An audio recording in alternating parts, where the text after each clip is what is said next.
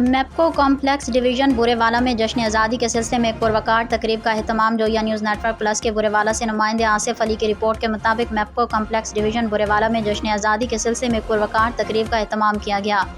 जिसमें फ़ख्रे circle Vehari Haji Shahid Bari Chauhan, zonal chairman circle Vehari Rana Mohammad Salim, XEN MEPCO division Burewala और चौधरी कामरान गुजर, चेयरमैन अजीमाबाद सब डिवीज़न और डिविजनल जॉइंट सेक्रेटरी ने जश्न आज़ादी का केक काटा और शजरकारी मुहिम के सिलसिले में मैप्को कॉम्प्लेक्स डिवीज़न में पौधा लगाया। इस मौके पर मुल्की सलामती और तरक्की के लिए खसूसी दुआ भी की गई। इस तकरीब में खसूसी तौर पर Chaudhry Shahid Parvez, chairman city sub division, Rana Mubashir Hasan, Kifayat Bhatti, Chaudhry Rashid Habib, Rizwan Billu Gujjar, Jamil Gujjar, Rizwan Gujjar, Sadiq Hussain, Shahzeb Rao, Sajjad Abdul Mannan, Mughal Chaudhry, Nawaz Gujjar, Sajid Hamid Chaudhry और Khalid Mahmood Aqeel divisional chairman youth के अलावा कसीर तादाद में मैप्को मुलाजमीन ने शिरकत की।